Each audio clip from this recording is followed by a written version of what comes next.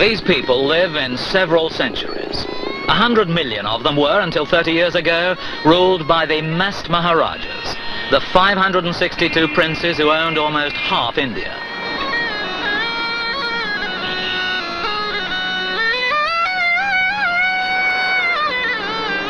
When the 22 princely states of Rajputana were absorbed into the new republic and became Rajasthan, which still means abode of kings, this pink city of Jaipur was their capital, offering the spectacle of India, with all its ancient glory and almost holy poverty.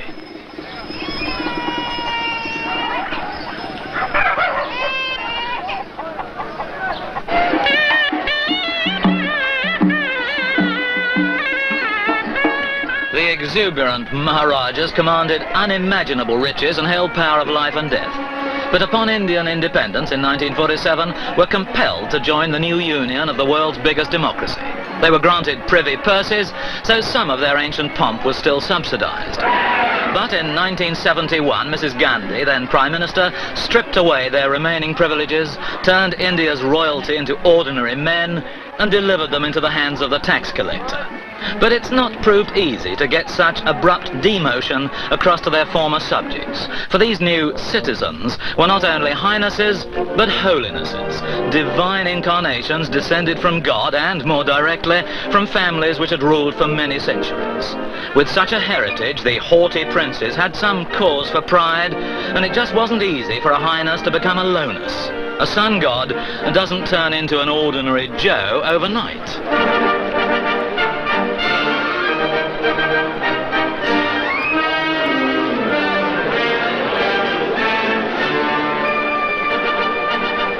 The proudest of all Maharajas come from Rajasthan, from the princely states of Jaipur, Jodhpur, Bikaner, Udaipur, and from neighbouring Gwalior. Like the princes, the noble capital of Jaipur resists change. The soaring palace of the winds, like an autumn sunset, is only a facade. Through its red honeycomb, the ladies of the Zanana, the harem, could watch the passing parade unobserved.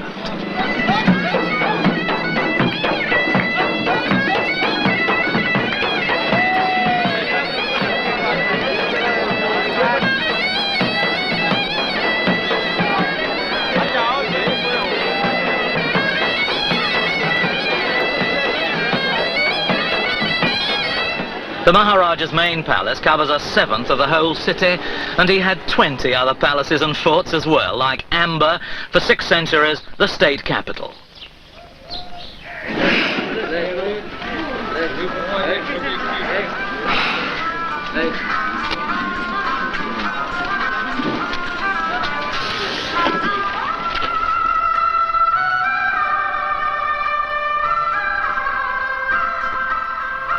The move to the new capital 2.5 centuries ago left Amber a glorious ruin and open to another invasion.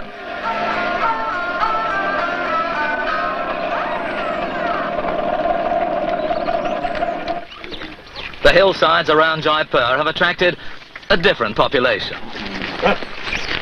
Some animal lover, a rarity among Indians, each day sends as an offering to the Hindu monkey god a trishaw of rotting bananas to feed these snarling, scrofulous supplicants.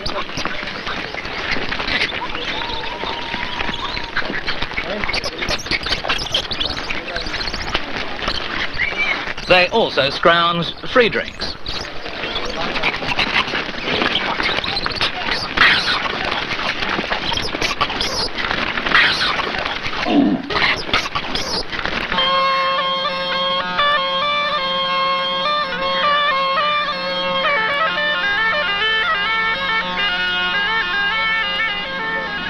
Ramba Palace was the home of the late Maharajah of Jaipur. He was a famous player of polo, that game of dash and fire which offers sporting princes the easiest chance of injury or death without actually going to war.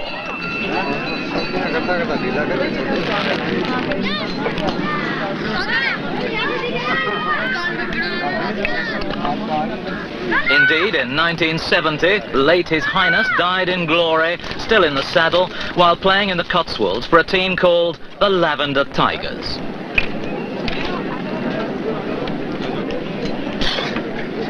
This is Jaipur's Polo Week. So, following in his father's stirrups, the new Maharajah arrives to captain his team. He went to Harrow, became a colonel in the commandos, and was the last prince to be recognised in India's official gazette. 8 weeks afterwards, the 40th Maharajah of Jaipur became officially known as Mr. Bhawani Singh, though still to his friends as Bubbles, a nickname awarded by an English nanny astounded at the outpouring of champagne which celebrated the birth of a male heir. He was 9 when his stepmother, the Raj Mata, the present Queen Mother of Jaipur, became his father's 3rd wife. Though royal wealth's been under constant government attack during the last 30 years, the Jaipurs remain rich and, with the help of India's last cavalry regiment, keep a team in action. Today playing the Calgary Canadians. Finals of the Soi-Mansingh Gold was about to begin just now.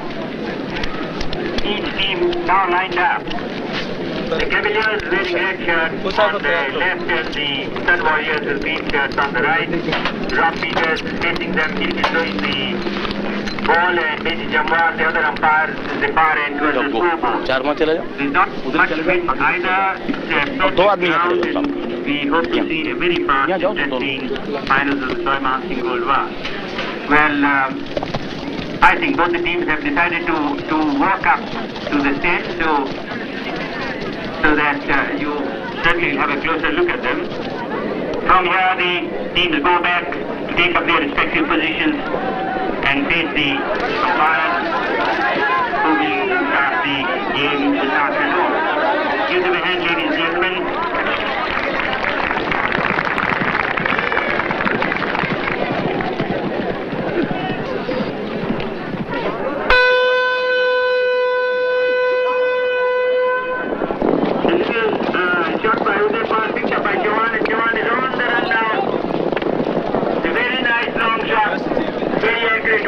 Going towards the goal. Let's see, and he has kept the ball. And he kept the ball, and the angle was too much. Ball gone out. He missed a very nice golden opportunity with it. Shot forward. Very well made by Jonathan Maharajah. But so he closed it and gave it backhander. Polo may be a rich man's game, but in Jaipur it attracts football-sized crowds, and not all its followers are nobles. I must say that you're rather an improbable polo player. Thank you. A Punjabi with a Lancashire accent to start with. How did it happen? Well, my father emigrated from the Punjab in '53, and he started business by working 2 shifts in a factory. Where? In Warrington. Yeah. And in the evenings he used to go around in the pub bars and sell little perfume bottles. And from that he built up some capital, and he managed to get a stall in Warrington Market. And from that he built up a chain of stalls in Wrexham, Millstown, Runcorn, there's one other, Ormskirk, and he had 17 stalls in Warrington Market. As I left school I joined him in the business, and then we built up a manufacturing company, an importing company, and 10 retail shops, and 3 new ones opening this year. And how did you get into polo? Well, 2 years ago, being a very ardent Sikh without the scarf business, I saw a Major Garcha playing in Cheshire. I thought, this looks like damn good fun. I just bought some property in Cheshire then, and this chap came up to me and said, look here, let's get the old Indian influence in this club. And he invited me to join the club, which I did do, and I started playing polo. Now, your father was a porter. What sort of pad do you live in now in Cheshire? Well, it could be termed as a luxury country house. It's a 30-bedroomed house. There's 2 cottages, a bungalow, 60 acres, swimming pool, tennis court, its own chapel, kitchen garden, stables, shippons. It's a model farm as well. Now, do you ride to hounds as well? Yes, I ride with the Cheshire, and that's great fun. At the moment, I've applied to ride to hounds with a turban, and they are considering this. It's a bit like riding a motorbike, isn't it? That's what I'll bloody well do. If they don't let me ride with a turban, I'll sue them. Now listen, you come back here, the son of a porter, you come back here, you're hobnobbing with Bubbles, you're hobnobbing with Maharajahs. Yes. How does it feel as an anglicised Indeed. Punjabi. Well, the sharp contrast is you come to India and you think, wonderful, this is home. But really I'm more foreign here than I am in England. And you walk along the streets and suddenly you see castrol tins, huts made out of castrol tins. There's a chap there with crossed legs, making little chapatis, spitting at the same time, wiping his nose. And you think, Christ, is this my home? Then you go along and you go to places like this wonderful city, Jaipur, and you feel proud of your heritage. It's marvellous, really. And at the end of the day, how do you feel? At the end of the day, I feel like as if I want to go back to Cheshire. I couldn't live in a country where there's more poverty and I could live the life of a Raj. I'd prefer to live in a middle-class English society and everyone's of the equality, doesn't it? You see, you're a sort of Cheshire Maharajah now, aren't you? If you've got 60 acres. Yes, don't tell Maggie Thatcher about that. Now, how do you see the Maharajas here today in India? Is this your kind of India, a Maharaja still sad. existing? It's sad because they are Maharajas. This particular Rajas of this city have had the throne for 1,000 years, and now it's all going. And they're wonderful people, really. That respect. There's always that respect for royalty or lords as you have in England, and that's diminishing here. We're living in a socialist world. Now, you're sorry for them, are you? I am sincerely sorry for them. Now, is this the Cheshire squire speaking, or the son of a Punjabi porter speaking? It's just a human being speaking, because these people have great sophistication, great history, and even the people of Jaipur here respect the Maharaja, the Raja Mata, and I think they were happier under their kingdom than this socialist government they have. Very nicely played by Aditya, very well played indeed. And he's going, no,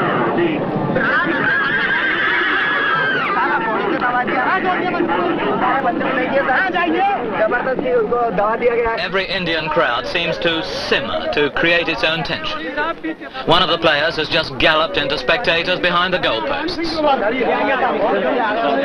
father figure takes over.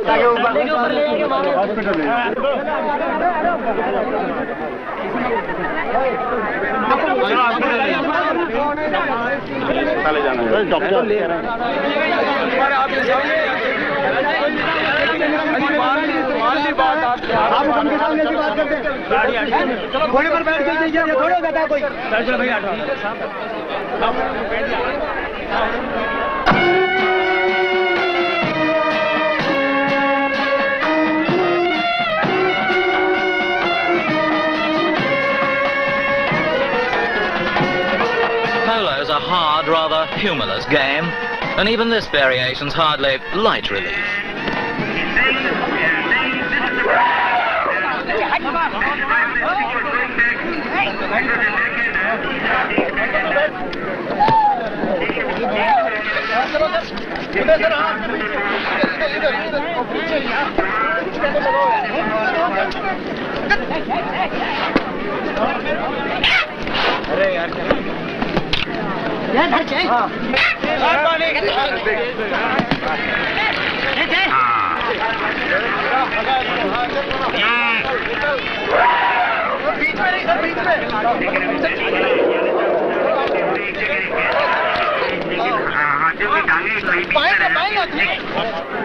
At twilight, the Rajmata makes the presentation, the traditional society vignette unchanged down the years.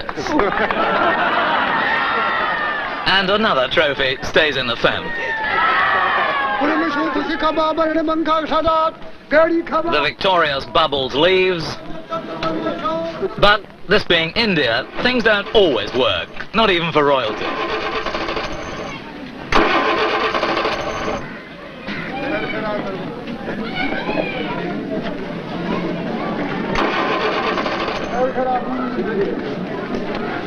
Bubbles' mother and his father's first wife came from the royal family of Jodhpur, where tonight the Maharaja's polo team will play the rest. The royal Cadillac arrives in good time for the first chukka. The Maharaja brings his son, Prince Shivraj. I see you're not satisfied. What? Confused. His rig for this most aristocratic of games is casual. Though his groom preparing the waiting royal mount is smart enough. A sporting man and his steed. To think this was the home of the magnificent Jodhpur Lancers. Then it's up into the saddle, a final check by the groom, and into the fray. Some of India's best polo players are now on wheels, for only in Jaipur can they still afford real horses.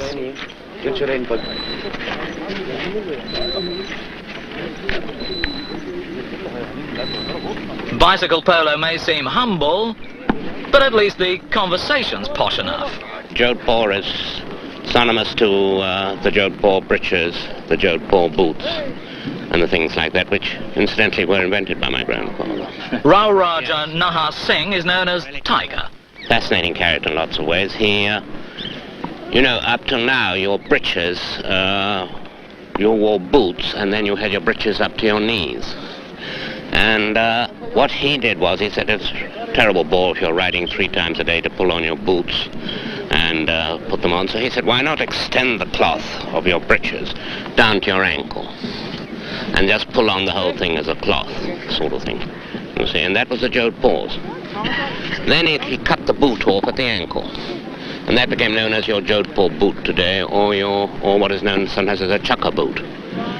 So both those two are synonymous to riding, and therefore to polo, and therefore to Jodhpur. They were all invented by my grandfather.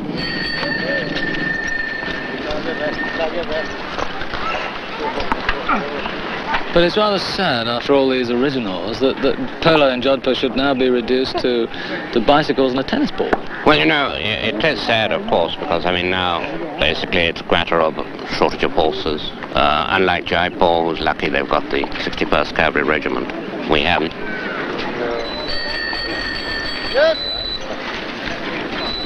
The main problem, I think, is stamina, really, to keep going at it. I mean, it's, you had to be a pretty good cycle rider, first. And secondly, of course, there's ball control and stick control. Pretty good cycle rider is not a very high art, is it? A lot of Not people really. ride bicycles. But one hand and sort of, you know, you've seen some of them when they're really expert, they can turn the bicycle on a dime. I see we've got an injury over there. A chain has come off. Yes, that is normally they used to have in the old days, but in fact one of the cycle repair shop fellows would make a lot of money because he'd stand on the side, because the rules have altered a bit. In the old days, you were allowed to ride off on a bicycle. Of course, that could have disastrous results if you got your pedal into the other chap's front spoke, so it could be quite a toss. Now, is it diplomatic to let the Maharajah's side win? Oh, I wouldn't say that. No, I think we've gone past that one. And he's a young man. I mean, if it was a very elderly Maharajah, we might, but he being young and very sporting like that, I don't think there's any question.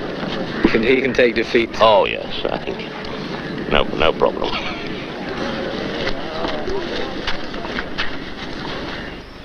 Only 50 years ago, the cycling Maharajah's palace cost £7 million to build. Yet within it, determinedly egalitarian republicans visiting the royal family have been known to address him by his legally correct title of Mr. But you only notice it when the person does it with an intention of being noticed. With an intention to insult, really. Yes. Because there are other people who call you anything. It doesn't really matter what they call you. And but when the emphasis is put on Mr. Gad Singh, you know. Yes. You can sometimes feel it. Now, as a Maharaja, you've been a public enemy number one, yet in fact you do still have traditional support. The basic, the small-time government official is always hesitant with anything to do a case or any licenses or permissions are to be given to a Maharaja. He sort of hesitates a little bit. But it's out of fear what the politicians might say. Have you been trained to do anything? Professionally, Yes, no. and other than rule. I mean, have you been trained for any way of life other than the Maharaja's way of life? I don't really think I was actually trained for that. It was a what was expected of one, the family, what was talked of, what was the expectations, how one was supposed to carry oneself, what people thought after your education. Only the thing that you're going in for this education because you have to come back one day and sort of take over things and be somebody. If we have not got the privileged status any longer and one is an ordinary citizen, one should be allowed to get along and remain an ordinary citizen, but do the things which one would like to do. And in this case, what I want to do is to set up things in Jodhpur in such a way that they are self-sufficient. But all the old buildings, monuments, whatever, whichever are in my control, are preserved and put to their best possible use, so that this heritage which I talk about doesn't die. So you're officially reduced to the level of a common man. Yes. But do you feel like a common man?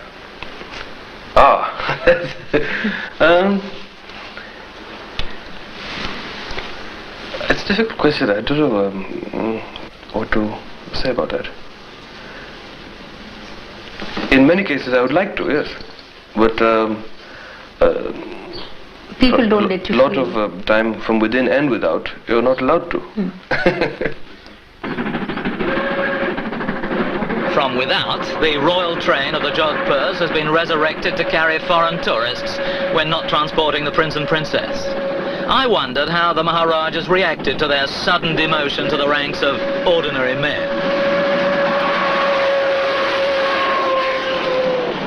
What we wanted to resist was the method in which it was done, because actually it was not necessary to have that kind of sledgehammer treatment. Yes. You had voluntarily signed away your birthright. Anyway, really. and Yes. I'm sure if things had been properly handled, this second phase could have also been voluntarily done. That was all as if the greatness of the government in putting us down and then giving out a few concessions to make us look humiliated.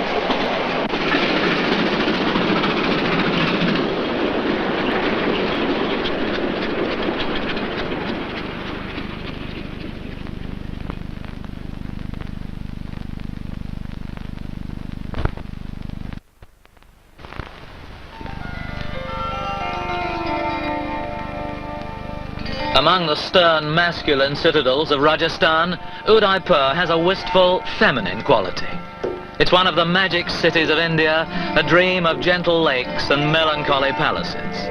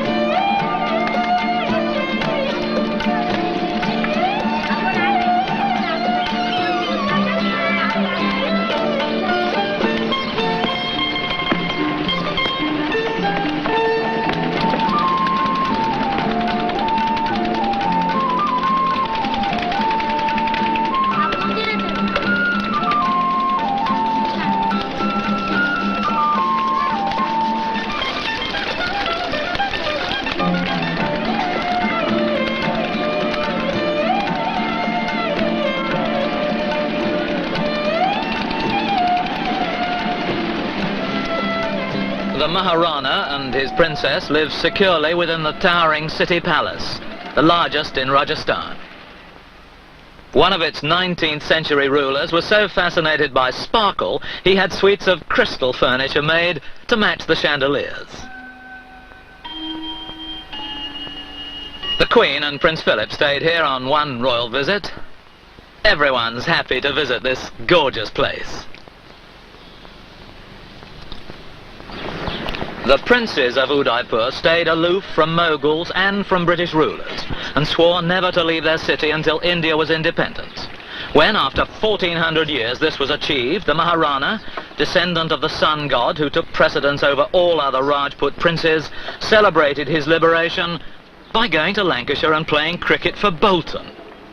His second wife comes from Gloucestershire. In 1960, there is a man called Mankar, one of our very famous cricketers. He was playing for a league called Bolton League. And when he came to know that I was there, he wanted me to go and play with him, you see, as an amateur, though sort of helping them as a professional. No money involvement, but the contribution expected was that of a professional. So I played 2 years with the Bolton League. You see, nobody knew who I was, not that it matters. And after that, Her Majesty's visit to India, and she had visited to Dapper also, and all the magazines and news and that sort of thing gave out the news of my identity. I'm very happy to sort of say that the Bolton League the previous years hadn't been doing so well. They were about 16th or 17th in the ladder. And in these 2 years, we pulled them up to the third position. So it was very nice. Now, were you playing incognito, or were you playing as His Highness? No. As incognito, actually, they all call me Bob, if I may say. How did it feel to be good old Bob instead of being Your Highness? Well, I was fine. I was one of them, and they were very kind, genuine, spontaneous, and how sportsmen they are together. They're there as human beings, and they love you as human beings, and that's more than what one should hope for. The Playboy princes get into the gossip columns more readily. I think partly they are pulled in, and partly they'd probably like to. You see, partly they're dragged in because of this name of princess, as I said. It can be a curse also, so probably that's why they have to pay this penalty. And if they are not responsible, then they get this reflection on them, and I think the entire order, unfortunately, gets a bad name. But by and large, I think they are not a bad lot. You took the unusual step in 1966 of taking as your second wife an English girl. Yes, that's true, because we didn't have any sort of rule against it or personal belief, you see, that an outsider would not be fit. And in my wife, I found, I think, more qualities of a true Indian than many Indians have. Did you find, Princess, problems of transformation coming from Gloucestershire? Well, I had a lot of things to get used to, obviously, when I first arrived. There are certain customs that one has to learn and then follow. Could you explain to me what sort of customs? Well, where one dresses, for example, I keep my head covered here. I don't go out. It's just not the custom. But otherwise, life is no more than when you travel back to St. John's Wood for 3 months of the year, do you then go out? Oh, yes. Yes, they are of also course. in social parties. Yes. One meets socially. I mean, it's not... There's no restriction, but there's not the freedom. Let's put it that yes. way. There are no restrictions. It must be, for someone like yourself, Highness, to go from being from a god king to a Mr. Must be quite a transition for you. Well, in fact, without sort of exaggeration, I can say that the Maharanas were never looked upon themselves or treated themselves as god kings, and even today we are not Mr.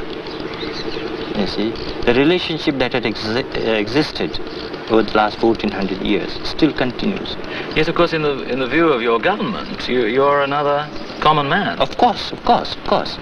But the government can address us as a common man, and we are proud to be a common man.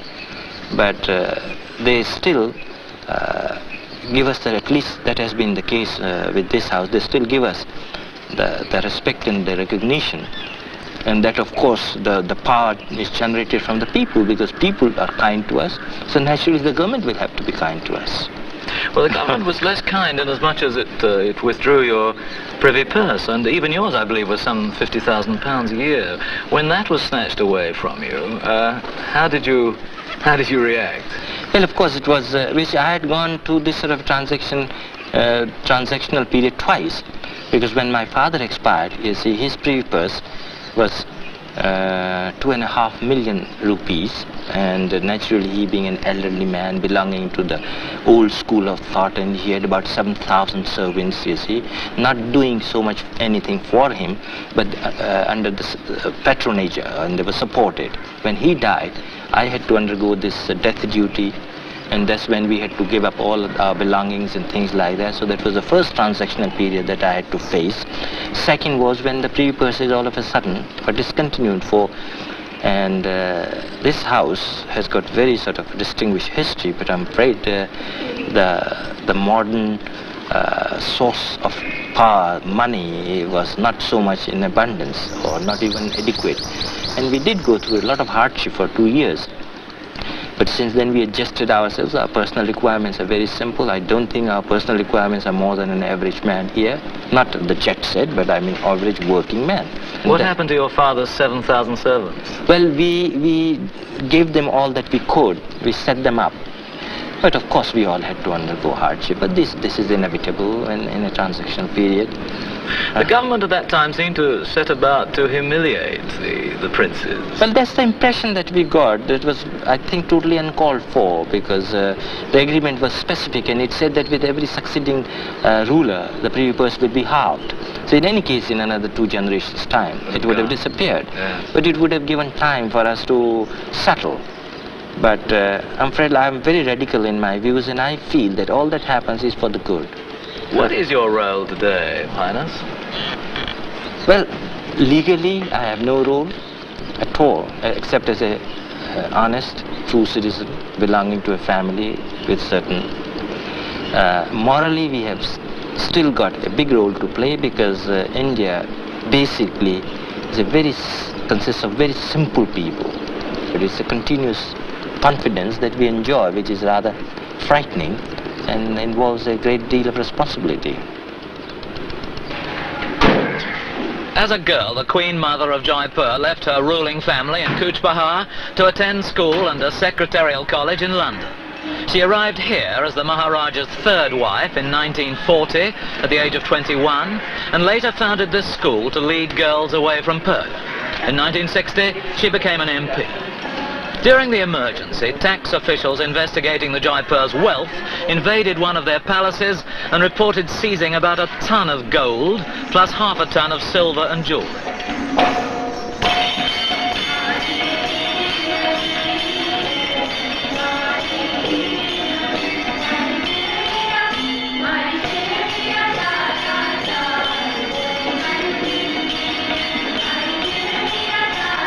Later, the Queen Mother was thrown into jail by Mrs. Ghandi, ostensibly for a currency offence. The Queen Mother's royal standard. The princely families of India were known as much for arrogance as extravagance, but it was not always their fault, for they were taught from birth to believe themselves divinely entitled to their own way, whatever the cost in money or pain. Indeed, it's surprising so many royal families are so agreeable. The Rajmata, still a rather prickly princess, has published an autobiography which illustrates the distance between East and West. Yes, that's true. The distance between the casino at Deauville, where your mother used to gamble, and fasting every Monday to ensure the arrival of a good husband. But that's a combination of the East and West. Yes. So, Yes. After your father died, your mother became an international figure in society. Yes. And she gambled in Deauville with a live jeweled tortoise on the table. Yes. How old were you, Highness, when you first met Jai, your future husband? So I met him when I was about 5. Now, you were a schoolgirl falling for a fairy tale prince in those days. Yes, I suppose so. Put it that way. You had a secret courtship for some 6 years, and then he proposed to you in a car in Hyde Park, I read. That's right. How did your emancipated mother think about your... She didn't, none of our family really approved of the marriage. But, well, we loved each other, so I suppose it's the same story all over the world. If people like each other and they want to be together, nobody can stop them. See, he had been married twice before. He had 2 other wives, but they were arranged marriages. Yes. Yours was a love marriage. Yes. In the 40s, were the people here in India still comfortable with the idea of polygamy? Yes, quite comfortable. They still would be if the laws hadn't stopped them. When you arrived here, there were still 400 women living in the zenana, in the harem. Yes. And there were also the palace eunuchs. Yes. Now that's something which has changed, presumably. No, I think there are still some there, I'm not sure. Well, you had never met your father-in-law, and indeed you never did meet him, and you only saw your mother-in-law once. I saw her more than once, but I spoke to her only once. You see, it's not accustomed to meet your father-in-law in this. Now, of course, it's changed, because there's purdah, and from your elder-in-laws, you kept purdah in Rajasthan. This business of being ill and the doctor having to stand in the corridor outside. Yes. That happens to lots of people. It's not only for her. Yes. I mean, because they were in purdah, so they didn't see any anybody except male members of their family. How did his first two wives react to your arrival? That's very personal, and I wouldn't say that in public. Don't like these questions. They're too personal. I see. But you write in your book, which I suppose is not all that personal, that you had a civilized and mannerly relationship. Yes, it's already in the book, so why do you want to know more? That the people here looked upon you more as a Westerner than an Indian. They did, because, I didn't keep all the customs. I didn't cover my head the whole time. I didn't observe all the customs that people did over here. They were very strict in those days. That's why they thought I was more of a Westerner. How did the other rulers react to Jai's economy cuts? For example, the transformation of the Ramba into an hotel 20 years ago. Well, at first, they didn't think it was a very good thing to do, to make a palace into a hotel. But they soon all converted theirs. In places where tourists came. He could have afforded to live in it. Yes. Quite easily. Yes. But the whole point was Jaipur needed a hotel, and we didn't need such a big palace. Now, you had the largest majority ever recorded in a democratic election. Yes. What do you think was the secret of your success? My husband. Really?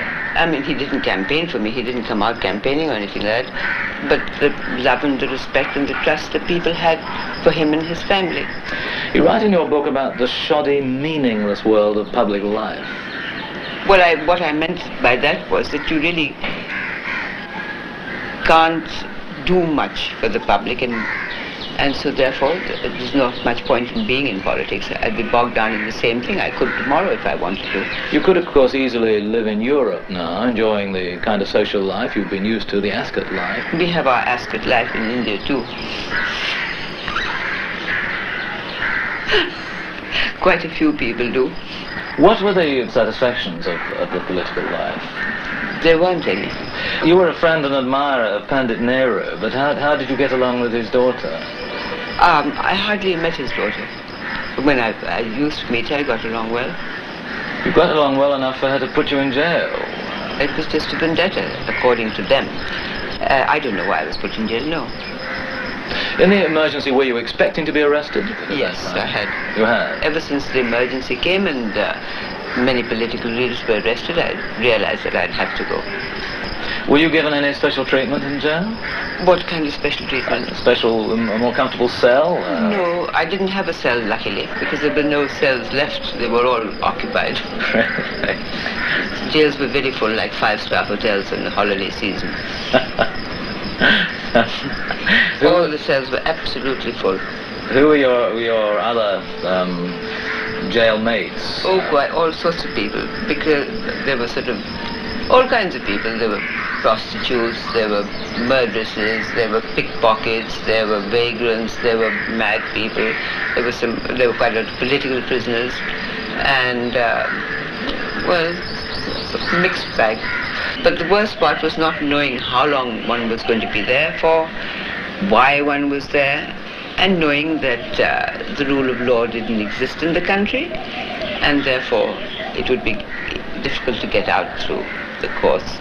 I know that many of your friends and political allies were in prison, but it seems remarkable that your son Bubbles, who was a highly decorated and apolitical army officer, it seems remarkable. Well, you see, if they'd put me in prison under Misa, which most political prisoners went to prison under, then they wouldn't have taken Bubbles, but they put me under what they call coffee pose, of conservation of foreign exchange or something, And they could not just single me out in the family, so they had to put poor Bubbles in jail as well to show that it wasn't just personal. And so they kept him there for 2 months and then released him. Well, they kept me for 5.5, and then let me out on parole.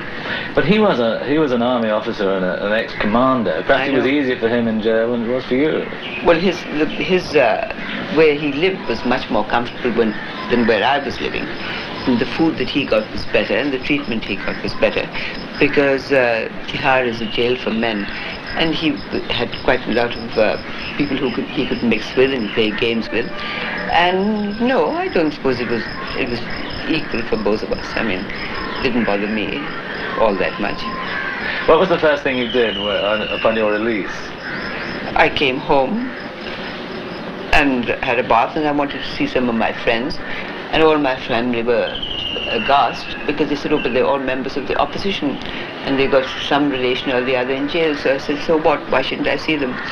So they said, oh, but you don't know what Delhi's like. Sort of everybody watches everything you do. So I said, well, that's all right. Then I'm quite used to going to bed. I'll go to bed and read a book. So then they felt bad and they said, all right, we'll ask them to come, but you have to be very careful who you see. So I said, oh, then I'd rather be in jail where you can say what you like than outside where every word had to be guarded. So it wasn't all that great coming out. When did that cloud move away? Oh, not till the emergency ended and Mrs. Ghandi was defeated in the elections. Then, at last, India breathed a sort of sigh of freedom. Big sort of cloud was lifted off everybody's shoulders. Another Queen Mother, another of Mrs. Gandhi's prisoners. The Rajmata of Gwalia had similar jailmates. All sorts of people, and prostitutes and murderesses, that's true. And terrible atmosphere, of course, you know. I mean, were you in fear of your life, or were you just uncomfortable? I don't know, I didn't sort of fear my life, actually, because I have faith in God, you know.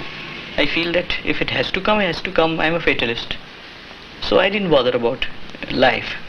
But I did resent this idea of, curtailment of my liberty and and try and, to be put in such a awful place. What did you find the worst thing about the prison life? Well, it's dirty, it's most dirty and filthy and stink all over, I remember Asmata Sahib always used to go on taking pills after pills, poor thing, she used to, tremendous headaches she used to complain of, and flies all over. So it was very dirty. I think it was a very mean, vindictive way of treating your political opponent, I mean, after all, in democracy, opposition is something very normal.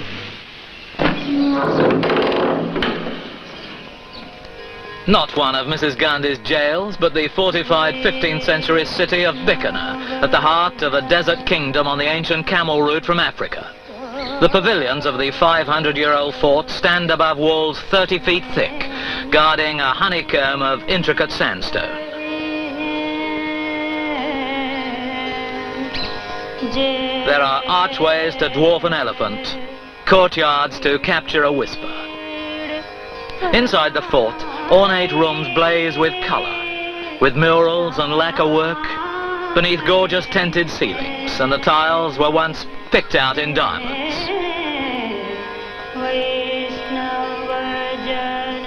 The present Maharajah of Bikaner lives in a nearby palace amid less beauty but more ferocity.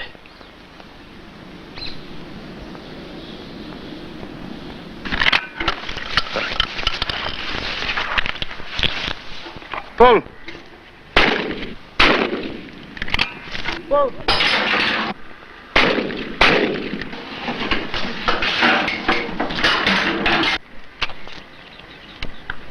Pull. Pull. Pull. Your ancestors have all been great huntsmen. Yes. I'm told your grandfather shot 1,000 grouse in a morning. Well, that was my father. He shot about 917 in about 3 hours. Shot 11,000 in 2 days when King George was here. But that was a long time ago, and that many grouse don't come anymore. Now, you prefer shooting clay pigeons to sandgrass. Yes, I'm a game conservationist, and being a vegetarian and a teetotaler, I seem to prefer a sport where no life is taken. You don't shoot anything because your ancestors shot everything. Oh, I wouldn't say that. I do shoot grouse or duck once in a way, but that's about half a dozen in the whole year. And most of the time I concentrate on traps. Now you represented your country at the Olympics in Rome and in Mexico City. And Tokyo and Mexico, and in Munich. So all those sand grouse didn't die in vain. The Maharaja today fights a losing battle with officialdom. The state, for instance, has requisitioned his well and is now selling his water back to him. This palace was built by my grandfather. This was about the turn of the century and ready in 1902. Yes. And it was designed by Sir Swinton Jacob. The Royal Guard still has its eye on authority, but has decreased in number since the days of splendor, when Sir Swinton built this new palace in Indo-Saracenic style. A tired hulk of tiered red sandstone, it attracts a plethora of protected peacocks, but few people. We had our own decorations and medals of the Bikaner estate. And then the parties on Christmas. It was quite an occasion. When I was a child, I remember we used to go get toys off the Christmas tree. And Father Christmas would come over on an elephant. And then, of course, these dinner parties with 300 people sitting down. I was about 19 when he died. And I had the unique opportunity of going along to the Middle East war front with him, because he was one of those who believed that a man wasn't a man unless he was under war conditions, you know, under bombing and firing and all that kind of thing. This is the fiery tradition of the Rajputs. That, and of course, I think it's a tradition of your great country too.